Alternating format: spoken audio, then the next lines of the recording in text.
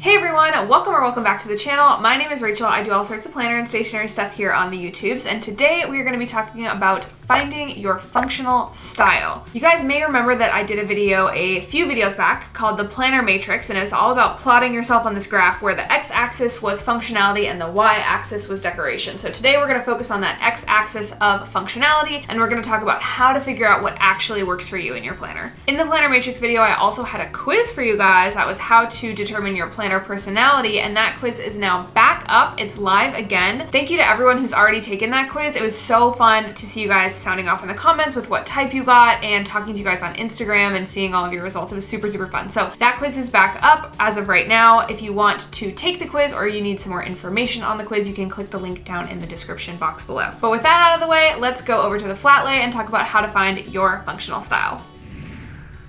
Okay, so if you didn't watch my Planner Matrix video, I'm going to leave it linked up in the cards. I think I already mentioned that. But basically, the Planner Matrix has an x-axis of function and a y-axis decoration. And today we're going to talk about this axis here, function. So I have it going from consistent to changing, I think, or flexible. Basically, I think anybody is on this scale. Like, once you find your functional style, you either like change it a lot and like to mix it up, or you like to have things super consistent because you've found it and it's perfect and it's good. So today we're going to talk about a little bit about like how you can find what is consistently good for you in terms of your functional style. And then you may find yourself being one of those people who actually quite likes to change it up, and you maybe are more on this side of the graph, for example. But for most people, I think we have like one or two things that are super consistent and work super well for us that we need to find in order to have successful like planners and keep on top of our tasks and our to-do lists and stuff like that. So we're going to talk about how to find what works for you consistently in this video, but just understand that like change is okay. Like this will happen no matter who you are, no matter how consistent you are across planner to planner. You will be changing up your style at one point. Some people like to change it up a lot, like to change it up really frequently, and that is what works for them because that's what keeps it interesting. But for the most part, I think we need to find those few things that are consistent for us in order to have the flexibility to change what isn't working and is working in the future. So we're going to talk about how to find what works for you today.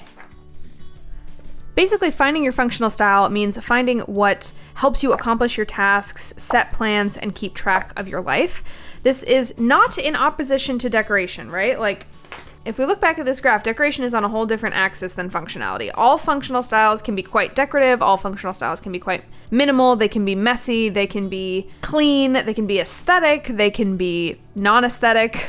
But these two things are on different axes. So functionality and decoration don't actually have too much to do with each other. So let's talk step one. So step one to finding your personal functional style is going to be to experiment.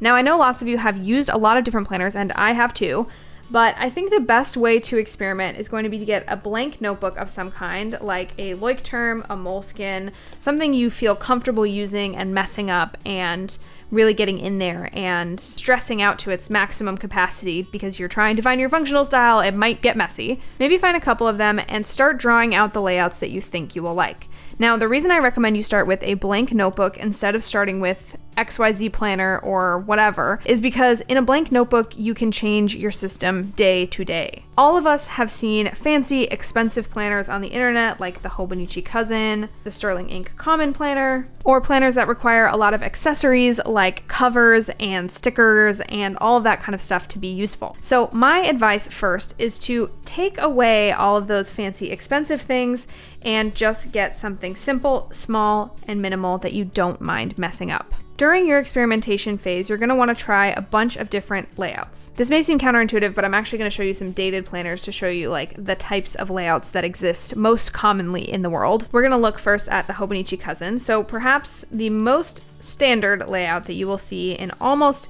any planner is the monthly layout. Sometimes these are nice and big and open like they are in this Hobonichi Cousin. Sometimes they are quite small like they are in this Leuchtturm weekly planner and really only used for at a glance type of planning. Occasionally you'll also see a vertical monthly like this, which doesn't have a calendar view but just has the days written down on the side and then you can plan like that. This comes from bullet journaling, I believe, if you're familiar with the bullet journal method. So there are a lot of different ways to do a monthly, and in a blank planner, you don't have to commit to one. You can just draw out whichever one you think is going to work for you at the moment. The second type of layout is going to be your weekly layout, which in the Cousin is a vertical weekly that is dated. Let's find a blank one. The weekly layout has a week on one page, usually a Monday start, sometimes a Sunday start, depending on what kind of planner you get. This one is a vertical weekly with the time of day listed down on the side, so this would be considered an hourly weekly layout. There's also the horizontal weekly with memo, and then a standard horizontal weekly layout with all of the days each getting a little horizontal box. This is probably the most common type of planner you'll find if you're looking in like a bookstore or random planners online, things like that. A lot of them have this, although these two are becoming, I think, more popular now. And then the last type of layout is the daily page. So the Hobonichi Cousin is a really unique planner because it has all three different types of layouts. It has a daily, a weekly, and a monthly in it.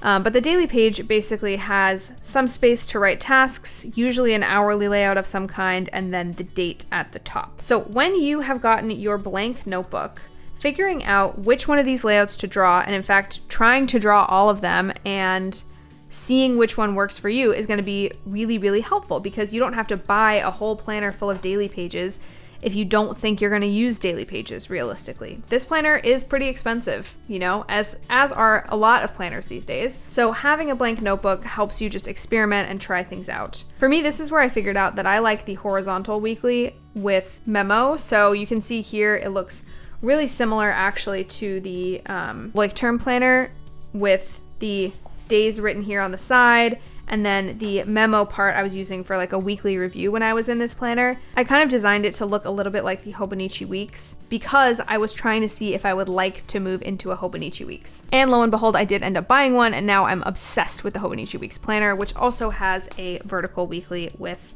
memo style weekly layout like this. I've also tried a few blank notebooks where I've drawn out weekly layouts. This is a particularly tiny little notebook, but it still works for that purpose, and I ended up drawing out the weeks to see if I liked using this kind of vertical layout in this size as well. But it really didn't work for me as a functional system to have a vertical weekly with an hourly layout, so I went back to this, and now I live in the Hobonichi Weeks, and that is my happy place. A blank notebook is going to be your best friend when experimenting, but it's also going to be great to view other people's planning systems as well. Now, this form of experimentation you do have to kind of take with a grain of salt. This was the reason I purchased the Cousin, was because I fell in love with a couple of YouTubers' style of planning in the Hobonichi Cousin, and once I fell in love with them, I was like, I need this planner and I need to copy exactly what they're doing. So I got the planner and I started to try to copy them, basically. It ended up working for me for a little while, but ultimately, after like a couple of months of using this planner in that method, I really fell off of it and I stopped. Yeah, let's see, I'm in March here, and that was okay. And then I stopped using it the same way, pretty much just fell off at the end of the week and stopped using it around May. And when I purchased the Cousin for 2022, the same thing happened. I was really excited to start using it because every one of my favorite creators was posting their Cousin layouts, and I found that I just couldn't replicate their styles exactly, which was making me not want to use my planner. So take this with a grain of salt. Definitely go do your research and look at what other creators are doing and try to get functional tips from them, but don't rely too heavily on other creators because you really are developing your personal style. So you need to be kind of cutthroat. You need to say, okay, I tried this person's method of planning. It didn't work for me. I have to move on now. Another part of experimenting is doing research. So I know there are many, many, many productivity books out there. Maybe someday I'll make a video on how to apply productivity books to your planner. I think that'd be cool. If you guys like that idea, let me know in the comments down below and I can work on that. But the two books that come to mind that I have seen people integrate into their planners really well are The 12-Week Year and Getting Things Done. Getting Things Done is by David Allen. I can't remember who The 12-Week Year is by right now, but those two planning systems have really practical advice that one can weave into one's planner. So when you're doing your research, yes, look at creators who you like on the internet who are planning sort of quote unquote professionally, but also look at like productivity stuff and productivity experts and seeing what they do. I know there's a lot of technology involved in the productivity world, but you really want to get down to those philosophies of productivity and see if any of those can be applied to your planner. So those two books are books that I recommend. An example of this is quarterly planning. So Sterling Ink does quarterly planning and has it in her Sterling Ink Common Planner that she released this year. But the 12-week year is actually a quarterly planning system. It like teaches you how to do quarterly planning, especially if you're on a team, but you can also use it if you're just doing quarterly planning for yourself. And layouts like this are super valuable if you're doing a quarterly planning system and using something like the 12-week year. Of course, you can draw this yourself in your handy dandy blank notebook, right? But also some planners do come with quarterly planning stuff. So if you try that out in your blank notebook and you try out, the 12-week year method or something equivalent to that, and you say this works really well, maybe you want to look for planners with quarterly stuff in them. One thing I do want to note about the experimenting phase is it may be beneficial to you to try experimenting with just pen to get started. I know a lot of us have super decorative styles and love to decorate everything, but when you plan with pretty much just pen, you can really test out what is actually super functional for you. So remember this, decoration and functionality are not opposites. They're not two sides of a spectrum. They are two different axes on a graph. That said, sometimes we get so focused on putting decoration into our planners that we don't focus on function at all because we want to create what looks pretty. For some people, what looks pretty is actually what motivates them to use their planner and stay within a functional planning style. But I think for the most of us, the decorative elements are actually just embellishments and extra that make planning more fun, and they're not actually essential to the functional style that we are developing. So when you're developing your functional style, try to do pen only or mostly pen only layouts and see how it goes. I found this super, super functional, and still to this day, I will create layouts that are just pen only, especially if I really need to focus that week, because for me, adding decoration on top of my plans doesn't make planning more functional. It actually just makes it more difficult. A good example of that is this week that I tried to use a Coffee Monsters Co. Hobonichi Weeks kit. Her kits are super, super cute, but I laid all of this down and it was just too much decoration for my tiny little brain to handle, and I didn't use this week at all.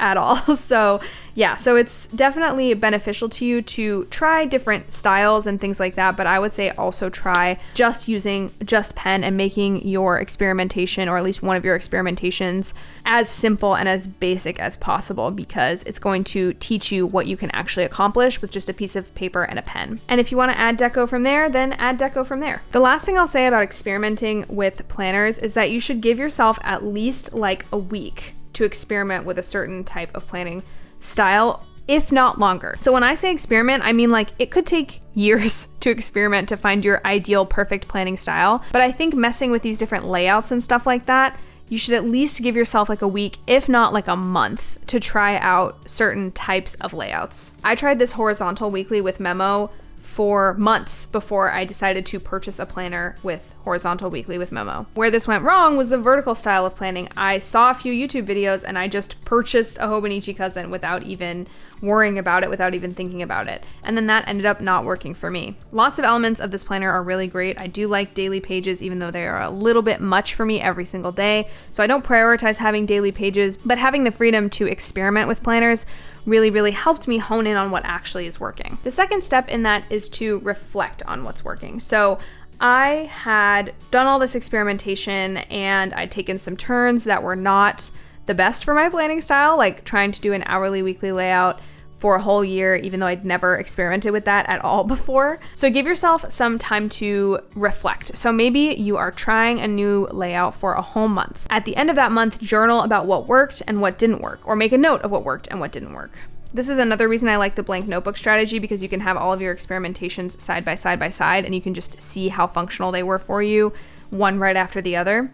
But this reflection stage is going to be really, really important. And you can also reflect to what used to work for you a long time ago, for example. So I mentioned I used this horizontal with Memo weekly layout a lot, and I really liked this. And one of the reasons I came back to this after a lot of bullet journaling and experimenting and drawing my own stuff was because I remembered in college, like in my freshman and sophomore years of college, I used a planner that looked exactly like this. I think it was like the Moleskine version of this term, but I used this planner with this style of weekly layout, and it was the best for me. I loved it and it was perfect. And I had that sort of brainwave at some point in 2020 where I was like, oh my God, that planner worked for me so well. Why don't I try drawing, horizontal layouts like this and experiment with that again, and then try to find a planner that works for me like that. So reflect on what has worked for you in the recent past, in the distant past, and see what you can combine to create your perfect style. Once you know what layouts are super functional for you, then you can go in and experiment and change things. So one of the things I experimented with once I got my Hobonichi weeks was habit trackers. This is my Hobonichi weeks from